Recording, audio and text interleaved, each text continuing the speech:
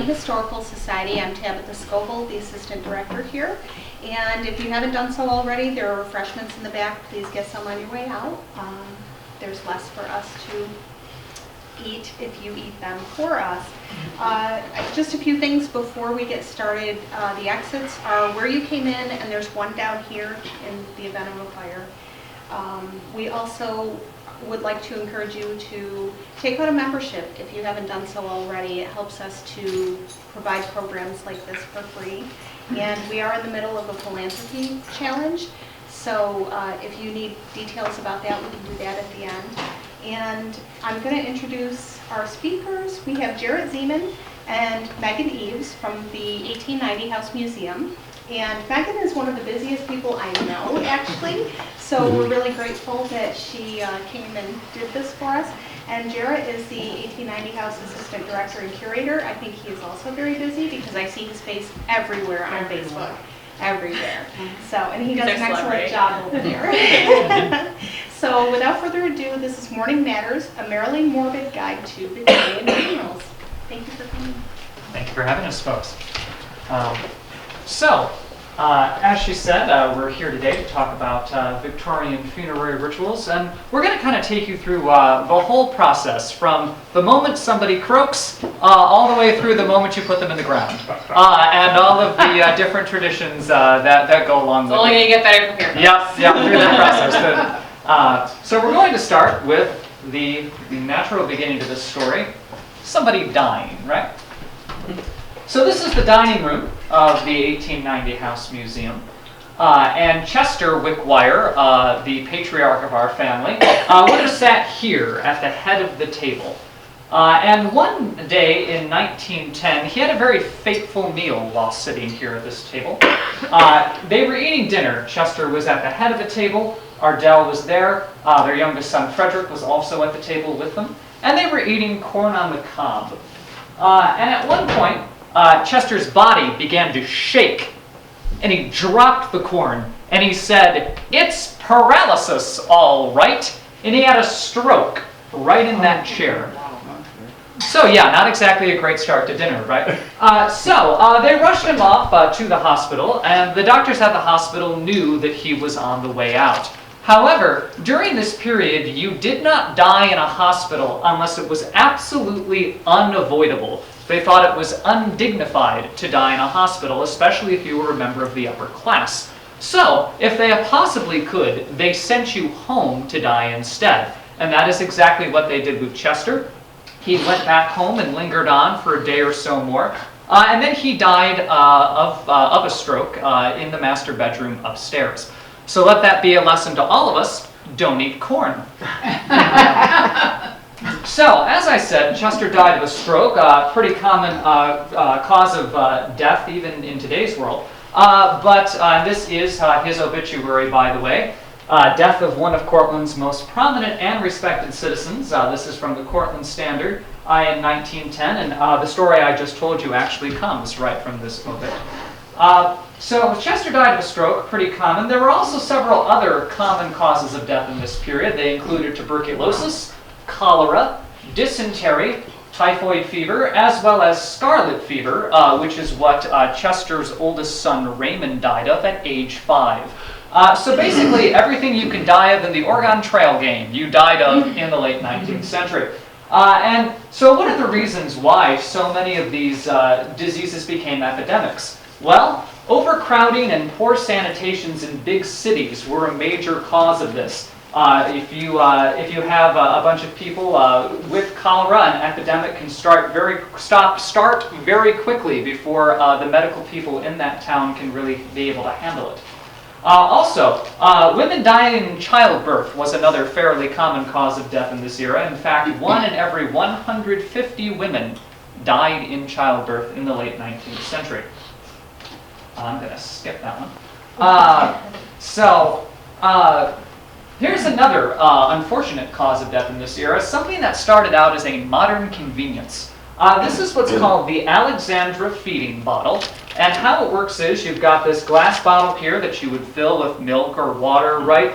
And then you have a tube that goes all the way up and connects to a rubber nipple on the end. And this was a modern convenience because it allowed the baby to feed themselves. You did not need the mother. Pretty good if you're a mother, right? You don't have to worry about doing that part of the process. The only problem is this tube was extremely hard to clean.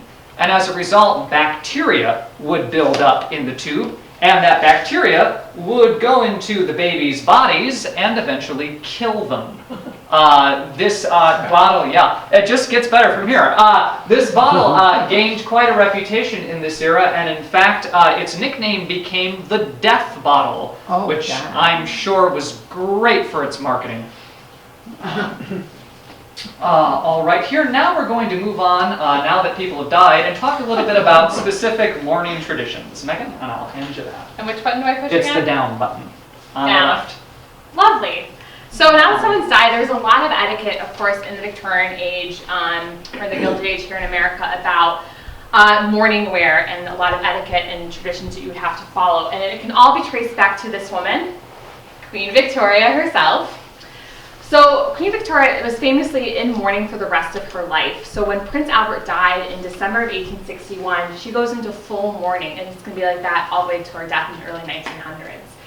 And that was also replicated here over in America. Of course, there are a few different things that they had to keep in mind. So you have a period of full mourning, you go into second mourning or lighter mourning, and then you do the final stages of mourning. Not everyone was able to do this, so you have to think about their financial status, their social class, and just kind of their position in society as well. So maybe a woman that's doing from full mourning to lighter mourning, and then the final stage of mourning was probably a member of the upper class society. It all starts with this woman here. All right, so full mourning. So there's an expression called widow's weeds. Now widow's weeds just refers to a woman wearing black from head with her widow's cap or widow's veil all the way down to her toes. Everything was dressed in black except for her undergarments. Now these clothing was never flashy. You're not going to have a lot of shiny fabrics. The trim was done in either just a dark ribbon or black lace or in a velvet. And most of their clothing was going to be made out of this black crepe material. And it doesn't last very well over time. It tends to rip and it becomes a discolored color, kind of a rust color, which also lends into the term widow's weeds. So this is a time now, full mourning could last anywhere between a year to 18 months, full mourning for a widow. You'd have the mourning bonnet or the mourning veil. And again, it would be made out of kind of a very fine silk or more of that crepe material. And you would either have it going down to about your mid-calf or all the way to the floor. It was just up to personal preference. So after that time period, about a year, year and a half, you can enter what's called second mourning. And it's also called lighter mourning because you're able to introduce a few different colors into your wardrobe. Colors like grays, violets, and white, basically my wardrobe today in 2018. And also you can introduce a little bit more shinier fabrics as well, not so matte, not so sad. And it's also in this time period in second mourning where you can introduce mourning jewelry, so hair jewelry and kind of a black opal, and we'll talk about that a little bit later. Oh, actually, do I have those? Yep. Oh, I have it right here, next slide. So during the second mourning, women were allowed to wear hair jewelry, so it was often hair of the deceased. So that could be anything from hair brooches to earrings. Sometimes they'd incorporate photographs of the dead as well. Oops, and I've gone too soon. No, Do you want to talk about hair I'll wreaths talk while we're about hair wreaths, yep. Okay. All right, so we just saw a few examples of the hair jewelry here. One of the other things that women could make was known as a hair wreath, and we have one framed in our east parlor over at the 1890 house. So ladies, if you were the woman of the house, it would have been your job to go around to sinks, combs, and shower drains, and you would have collected the hair of all your different family members so that you could weave it into a wreath like this one. Also, if you had a family member who died, you might pluck a lock of hair out of their head and add it to the wreath. Now this begs an important question, right? Why on earth would you do this? And the answer is this. The hair wreath is essentially the Victorian way of showing off your family tree, kind of like we may use Ancestry.com today to make a very fancy looking family tree of our family's history. This is the Victorian way of doing that. And also, by having every family member's hair together in one wreath, it's also supposed to symbolize family unity, of course, because you're keeping all of your loved ones together, whether they are dead or alive. And the reason that they chose hair to represent these ideas is the fact that hair doesn't decay very quickly. And in fact, the hair you see in this wreath is over 130 years old, and it's still going strong. So the Victorians knew what they were doing. And this is a close-up of our hair wreath. You can see the hair especially well right here, this brown flower. You can see that there are entire locks of a person's hair that have been woven together to make all of these gorgeous shapes. Oh, okay, and then, in order to collect everyone's hair, you need what's called a hair receiver, and this is the hair receiver from our collection. So this is essentially a small jar, and the way it works is you go around to your sinks and shower drains, right? You take the person's hair, and you place the hair through the little hole in the lid of this jar, right, so that you can keep all the hair together.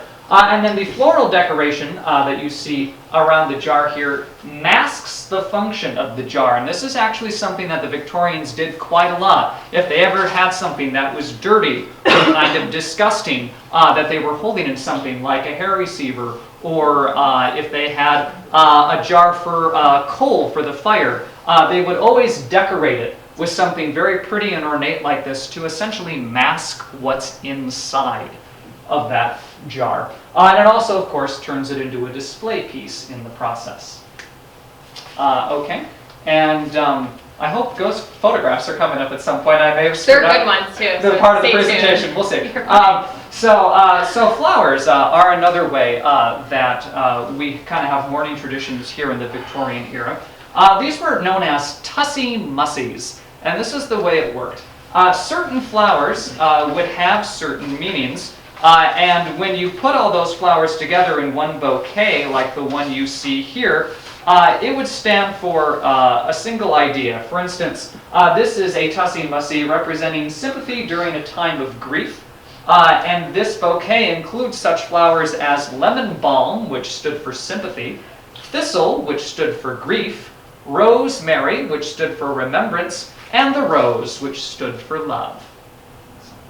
This is another example of a tussy mussy. This is one to stand for consolation, and it includes grass, which stood for the fleeting quality of life, rosemary, again for remembrance, the white rosebud, and this is so sad, representing a heart untouched by love, and the marigold, which stood for grief. Okay, now we are going to move on and talk about the wake and funeral. Yeah, take it away, Megan. Oh. There's post-mortem photography. I'm sorry, I screwed up the order. Wait.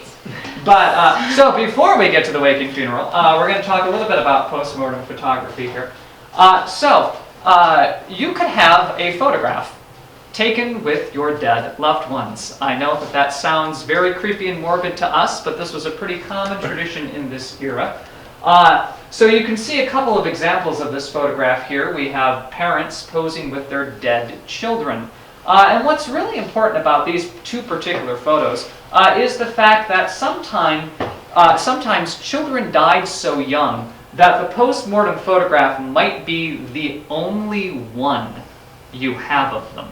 In fact, Raymond Wickwire, the son of Chester, who I told you about a little earlier, he's the one who died at age 5 of scarlet fever. The only record we have of Raymond's appearance is a painting, a post-mortem painting that was done of Raymond, and there are no photographs. It's very likely that that painting was Ardell Wickwire's only remembrance of her son. And this is another example of a post-mortem photograph. Sometimes the photographs were very artfully posed as a way to give dignity to your dead loved ones. This is another common form of a post-mortem photograph. It was extremely common, of course, to photograph the person in the coffin before they were buried. Okay, now we're going to talk a little bit about ghost photography, which is another mourning tradition. This was invented by a guy named William Mumler. He was a photographer, and it happened, like a lot of inventions, it happened completely by accident. He noticed a double exposure in one of his photographs, which is, of course, the idea of taking a photograph of someone and they accidentally appear in the photograph twice, right? It's a double exposure. And for some reason, he decided that he was going to use this technique to manipulate photographs and make it look as though a ghost was in the photograph with you. It's kind of an early version of Photoshop, right? And Mumbler knew that he could sell these ghost photographs to the spiritualists, the people who used to frequent seances in the 19th century. He knew that they believed in ghosts, and they would readily believe that ghosts of their dead loved ones or ghosts of 19th century celebrities were in the room with them, and he was able to build quite the booming business for himself through this little con game. So these are two examples of ghost photographs. This is actually William Mumbler himself. So this is Look part at of that smirk. Yep. He knows what he's doing. Absolutely. This is part of how he sold the technique. He took photographs of himself and did the little double exposure there to show the ghosts were with him. And now we're going to talk about wakes and funerals. Absolutely. So this is a picture of our East Parlor in the 1898 Museum, and for the whole month of October we had it staged as a Victorian wake. So the family parlor saw all of life's major events, from baptisms to weddings and into funerals. It's not till later when the funerals and wakes leave the family home, and that's when you get the establishment of separate funeral parlors. But a few things would happen right at the moment of death. So as soon as a person would die, all the clocks would be stopped close to the time of death.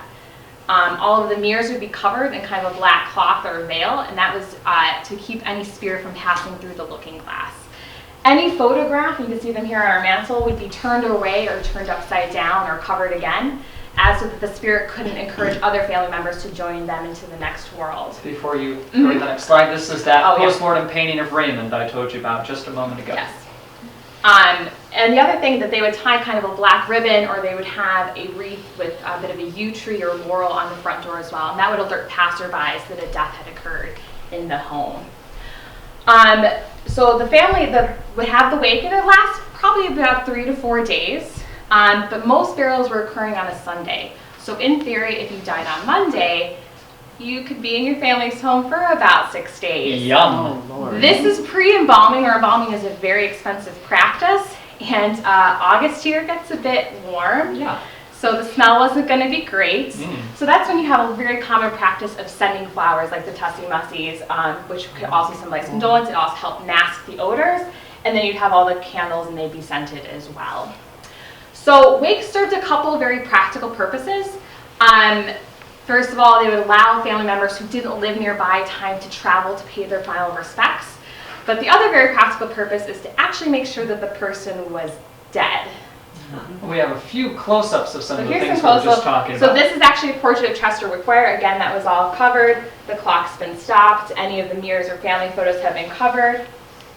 And that's then our mirror as the well. mirror is covered as well. Yeah. Yeah, so as Megan said a moment ago, one of the other practical purposes for the wake is to make sure the person is actually dead.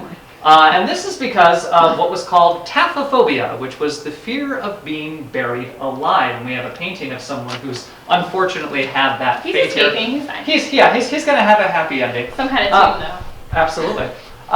So I know this idea might sound a little bit silly to us, but this is actually something that happened with some frequency in the Victorian era.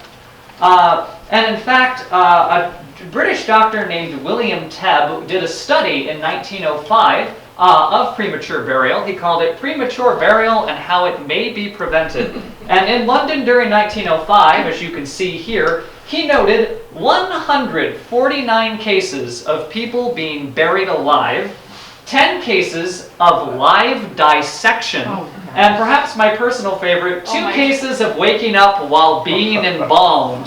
That's a bad Monday, folks. And you thought waking up during surgery was bad. So this is something that was a problem during the Victorian era. But William Tebb had a few interesting ideas about how to perhaps prevent this, and one of them was the safety coffin. So there were several inventors who registered patents for coffins that were designed to prevent you from being buried alive. We have an example of one of them here. So here we have the poor live person inside the coffin here. And you can see that there is a string provided for him inside the coffin, and that string goes through the 6 feet of dirt and is attached to the gravestone on top of the grave. And then there is a bell that would have been attached to the side so that the person could pull the string and ring the bell to alert somebody in the graveyard that they were alive. This is, of course, assuming that the person inside the coffin didn't suffocate or die of shock before he could do that. Slide, please. This is another example of a safety coffin. This provided a breathing tube for the person inside the coffin. A little bit more practical, really, because you're helping them to survive, right? And this breathing tube would have made its way through the 6 feet of dirt, right? And would have been attached to another piece on top of the ground that would have allowed them to breathe. And we have one more example. This is a patent drawing as well as a photograph of it in action. And this is a patent issued in 1882 to J.B. Kirkbaum. And this was a little machine that essentially allowed you to activate a piece that was placed underneath a piece of transparent glass at the top of the grave. You could push up on it and it would make the glass move and alert somebody walking by in the graveyard that there was actually somebody under the ground. Now, as you might expect, these coffins were more of a novelty than a widely used product, and they really didn't do a whole lot in terms of actually preventing premature burial. But this is one of the ways that the Victorians are trying to respond to a problem that's really pretty serious and scary. What's also interesting about safety coffins is that they led to a couple of urban legends, which you can see here. The terms dead ringer and Saved by the Bell supposedly come from these safety coffins, and the internet, where everything is true, will tell you the story in great detail. However, these are both false. Dead ringer was a term used in horse racing, and it was actually a reference to when a trainer would replace a horse with another horse of the same breed because they thought that horse might actually do a better job in the race, but they would pretend that it was actually the first horse, and this was called a dead ringer. And then the term Saved by the Bell was a boxing term, and that described a losing boxer getting saved by the end of round bell. So that's really where those come from. And all right, so you've held the wake, you've had a photograph taken with your dead loved one, and you're pretty sure your dead loved one actually has perished. Now it's time for the funeral. And this always started with a funeral procession. So what you would do is you would take the coffin out of the house. That is step one. And you might have to help me out here a moment, Megan. They always took the coffin out of the house foot first. Feet first, yes. Foot first, yeah. Right? And that was according to a Victorian superstition. Again, so they wouldn't leave any of the living along with them. Absolutely. Yeah. So you take the coffin, thank you, out of the house feet first, and then you place it in an ornately decorated carriage, the 19th century hearse, right? And then it was the tradition that the closest family members to the deceased would walk alongside the hearse as it made its way to the graveyard. Slide, please. This is actually in Homer right now. Oh, is it? Last hearse. Oh, sure. You want to see it. And so others who might be more distant family members or friends of the deceased would then follow the funeral procession behind the hearse. And there was another Victorian superstition that if you were walking down the street and you happened to come across a funeral procession head on, they told you that you had to grab the button on your shirt. And we're not really sure why this became the superstition. It sounds a little bit like funerary OCD, and perhaps that's what it was. We're not sure why, but that was one of the superstitions related to that. Yep. So after you actually bury the body, there were also traditions in the graveyard after the deceased is actually in the grave, and one of them is the funerary picnic. So on the anniversary of your deceased loved one's birth or death, or on a major holiday like Thanksgiving, you might get all the family members into a carriage and you would drive down to the graveyard and actually have a picnic in front of their grave. And I have an interesting quote here of someone who is talking about doing this. This is from an 1884 newspaper article, and he was explaining why he went to his father's grave on Thanksgiving with the rest of his family. Quote, "We are going to keep Thanksgiving with our father as though he were alive and hearty this day last year. We brought something to eat and a spirit lamp to boil coffee," unquote. And the funerary picnic really first rose as a tradition thanks to the rural cemetery movement. We have the Cortland Rural Cemetery here in town, and cemeteries in the suburbs rose up as a response to all of the noise and violence that was happening in big cities at the time. Also, we were simply running out of room to bury people in big cities, so we decided to put them where everyone goes to die, the suburbs. And we started building cemeteries in rural areas like here in Cortland. This allowed our deceased to have a much quieter and more tranquil and peaceful space to have a grave, and it also made these graveyards much more conducive to picnics. And the funerary picnic is really a way to keep a connection to our deceased loved ones, and we've actually seen that throughout the presentation today, right? Through things like the hair wreath, through things like the funerary picnic, through things like the post-mortem photographs. They're all ways to try to keep a connection to our dead loved ones. The last note I have about the picnic, the cemetery picnic, is this. The ironic thing is, although the cemetery picnic used to be a common thing, you can actually be fined pretty heavily for having a picnic in a cemetery today. So we are not endorsing this today. No, do not go to the Wickwire Mausoleum and have a picnic. And don't blame us. Yep. The cemeteries, I guess, overall back then, you were more likely to just visit a cemetery even if you were on a picnic. They were designed as garden cemeteries, so they would incorporate shrubbery and trees and different benches, so people would take walks through them like any other park today. So a very, very common scene. Whereas today, I don't know how many oftentimes people go to the cemeteries. We go quite often. Right. But, weird, so. but you might just go on the anniversary of a death or to the actual burial itself. Okay, and now for the final part of our presentation today, we're going to talk about different ways that we express our thoughts and feelings about mourning, both in terms of literature and in the graveyard itself. And we're going to start with the literary part. So there's quite an interesting movement that happens at the late 19th and into the early 20th century. And there's a lot of feminism surrounding these literary writings. And it ties in even with ghost stories, because most of them are being written by women. So one of my favorites is Charlotte Perkins Gilman. She wrote this short story called The Yellow Wallpaper. It was written in 1892. And the first time you read it, it's basically like any other kind of gothic horror story. The narrator goes to this colonial mansion with her husband, and she's there because of the resting cure.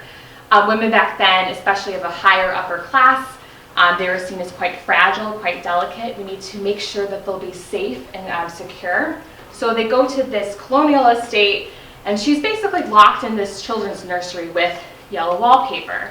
And she doesn't really have a say in her day-to-day life about what's going to happen to her or what she can do, where she can go, or even who she can see. So she kind of retreats back into the fantasies of her mind where she does have control.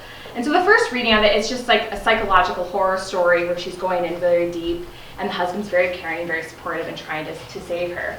But Charlotte was a very smart woman, and by second reading, especially when you start reading it into the 20th century with women's suffrage, it becomes a much different story. It's an overall comment about the subordination of women in marriage. So men have very active roles.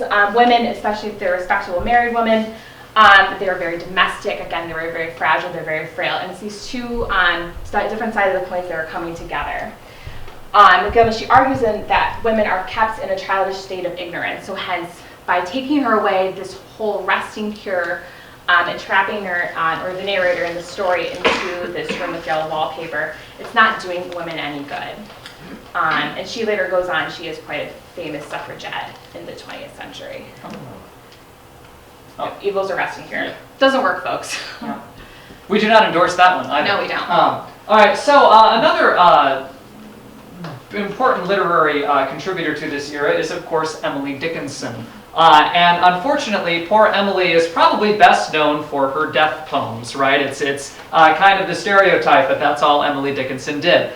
She wrote 1,775 poems, and I promise folks they aren't all about death. But Emily Dickinson represents a key advancement in the American literary movement. When authors begin to describe the act of dying, this becomes a common theme in literature. One of Emily Dickinson's finest examples of this idea was a poem called Because I Could Not Stop for Death. And I'm not going to read this whole thing, but I'm just going to read an excerpt so you get a sense of this. She's talking about a chance meeting with the Grim Reaper here. Because I could not stop for death, he kindly stopped for me. The carriage held just but ourselves and immortality. We slowly drove, he knew no haste, and I had put away my labor and my leisure too, for his civility. We passed the school where children played, their lessons scarcely done. We passed the fields of gazing grain, we passed the setting sun. Oh, I'll just do the whole thing. We paused before a house that seemed a swelling of the ground. The roof was scarcely visible, the cornice but a mound. Since then 'tis centuries, but each feels shorter than the day. I first surmised the horse's head were toward eternity. Another unfortunate thing that goes along with this poem, fun fact, folks, is that it'll always be in your head. It will. Yeah, you will. I'm about to destroy every Emily Dickinson poem for you right now. So if you don't want them destroyed, just put your hands over your ears. Emily Dickinson wrote a great deal of her poetry in what was called ballad meter. That was the term for the number of syllables that appear in each line of this poem. And because she wrote in ballad meter, you can actually sing a great deal of Emily Dickinson's poetry to the tune of the Gilligan's Island theme. And if you don't believe me, because I could not stop for death, he kindly stopped for me. The carriage held just but ourselves and immortality. It totally works. Cut that from the tape. Yeah, so... Mindy, edit that out. So for all of Emily's literary contributions, she will always be remembered for her association with the skipper. I mean, it's also interesting. I mean, this is where we're really seeing the whole personification of death as well as an actual being. It's fascinating. Love Emily. Ooh, this is my favorite painting. So we're gonna jump right into Memento Mori, and which is kind of like the pin I'm wearing as well. And that Memento Mori is Latin, and it means remember you will die, and it signifies visual signals like skulls and crossbones, visual reminders of death. So this is a very famous painting. It's actually originally a mural in the mid-14th century over in England, and this is basically the three living and the three dead. And this is a very early example of Memento Mori. So we have the three living princes and their deathly counterparts just here. And where this mural was in a church, it took up almost an entire wall. So every time you went in to sit, and this is in a Catholic setting, you would have a very visual reminder that death awaits for all of us. And so no matter if you're born of nobility, everyone's going to end up the exact same way. And the other big thing that it was trying to say is to do earthly goods and to do well in life so you can also be rewarded in death.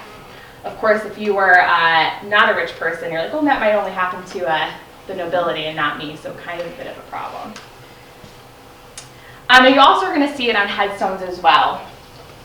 So again, you have Memento Mori, and this is what's called the flying skull, or the winged skull, and that basically just depicts the ascent towards heaven. So you have shed your physical form and your spirit is rising above, hopefully. We also have the hand, again, pointing up towards heaven as well. What's the joke you make? Good thing it's it's a good thing. It's a good thing it's the index finger and not another finger pointing up. Yeah. Again, another skull and crossbones. We can see the angel here, another very popular motive as well. And this brings us to the Victorian family mausoleum, which is over in Cortland Rural Cemetery. Feel free to visit it, sun up to sundown. And we actually recently filmed our latest wick-wired video about death and mourning rituals. Everyone should subscribe. Whoops, I just hit the wrong button. And we visited the Wickwire Mausoleum in Cortland Rural Cemetery. Oh. Volume-wise or no? Gotcha. Yeah. Awesome. Now I can look even paler. Okay. No. It's fine. And we'll make sure the volume is on here too, which it's not. That's kind of an important thing. This is now the silent film version of Wickwire. We do have closed captions. Maybe you can find. here. Oh, we go? No. Maybe. That's fine. No, we just want to show you this part. We're here at Chester's final resting place, the Wickwire Mausoleum, in Cortland Rural Cemetery. Here, Ardell laid her husband to rest in 1910. We've come to pay our respects.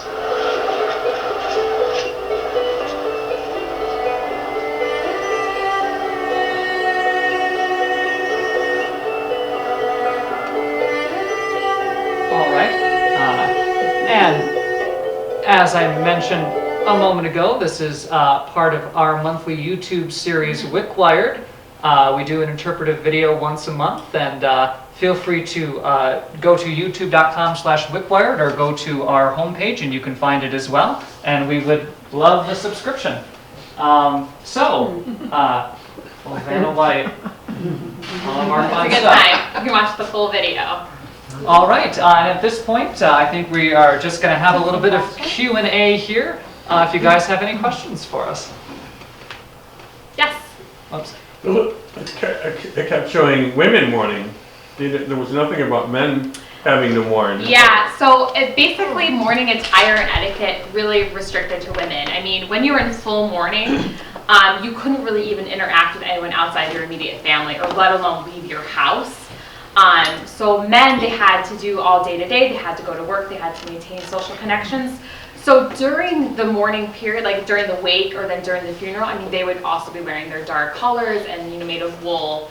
But there was no real restriction on how long they had to be in mourning. It was really just for women. And again, keep in mind, just upper class women. Yeah. Go right out chasing women. Yeah, well, yeah, there are examples. There are examples of light mourning wear. Yes. For instance, probably the most famous example is Abraham Lincoln's famous stovetop hat, which you can see at the Smithsonian, that has black mourning band at the bottom, which he put there for one of his young sons who died.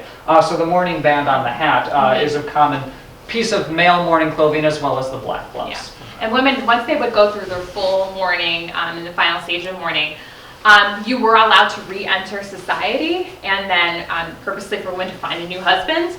But a lot of women chose not to do that, like Queen Victoria. They would remain in full mourning for the rest of their lives. And it was, you could get remarried. It was kind of looked down upon a little bit, but again, no expectation for men. They could, all right, buried, let's go to the pub and find our new woman. Go clubbing. Let's go clubbing. Yeah, so, poor women. Which is probably why you get a huge feminist movement in poetry and in literature at the same time period too. Dying women. Yes? So when did funeral homes really evolve? Because they did that in the home, or a undertaker came to the home prior to that, right? It's about the late 1870s, early 1880s that the funeral parlor really starts to become a business, where the expectation would be that you would do all of those things within an actual funeral parlor and not within your home. Usually, I mean, for the Wickwire family, I mean, Chester, he died in 1910 and his wake and funeral was at home. But even Mabel Wickwire, who lived next door, she died in the 70s. Their funeral was taking place at home. So again, upper class was probably still having all of that happening at home. Yeah, you can afford to do so. You can afford to be able to do that. Yeah. Yeah. And have all of the large family and friends who are going to be able to come by and mourn you too. Stay with you, absolutely. Absolutely. Yeah. Any other questions for us here? Yes. What did they use for embalming fluid? When did they start embalming, and what did they use? They started as early as like the 1870s, but it's very expensive. It's very costly. I'm not too sure about what the embalming fluid about the would actual be. fluid From would have been made of. Oils, I guess. Yeah, that's not something that we covered in our Death and Mourning tour or in our video, but that's a very interesting topic. There's some, check out some Civil War records. You'll find where they go back to the battlefield and find a soldier and embalm him and send him back home. Yeah. So it's early in the 1860s at Yeah, least. that makes sense. Yeah. Any other questions? Yes. When did cremation start, and did that, how did that? Depends what religion you are. Pardon me? Yeah. Depends on what religion you are. For Catholics in Ireland, it only just became popular in the 1980s.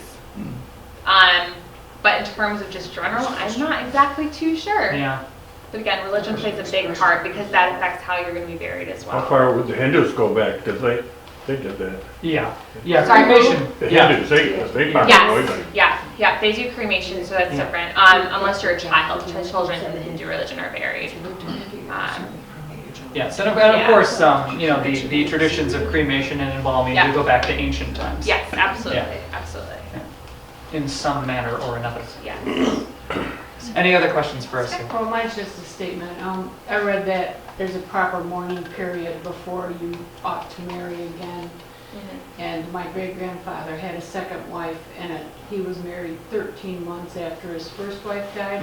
I can't say exactly that's why he did it, but I just noted the period of time. Again, there was, for women, yes, they had to go through this mourning kind of system, like a year and a half to 2 years. Again, some women chose to re-enter society, other women didn't. For men, that probably was just a personal choice because there was no real restrictions on how long they had to wait. Well, man had to find a new wife because he needed to have supper and he needed his clothes. There you go, absolutely, yeah. Children. They had to get to it, yeah. Any other questions? So is that mourning period just for upper class people? Yeah, for the most part. The same with wearing the full mourning clothing as well. You had to keep in mind, like, that costs a lot of money. And then there was kind of a vicious rumor that started up as well, where it was bad luck to keep mourning clothing after you had re-entered society in the house, so you couldn't reuse it. But we've done some research, and it's really from like clothing manufacturers that have started this rumor. Go figure. And the same thing like with women's undergarments. So they would be in their widow's weeds, had black head to toe, except for their undergarments, because that was always white, just in terms of how they would clean them. White was the easiest color to do that with starches, but then later on, clothing manufacturers started selling mourning underwear, and it's all black, so you're all good. Victoria really does have a secret. She does. Any other questions for us, folks? If not, thank you so much for having us Thank today. you very much.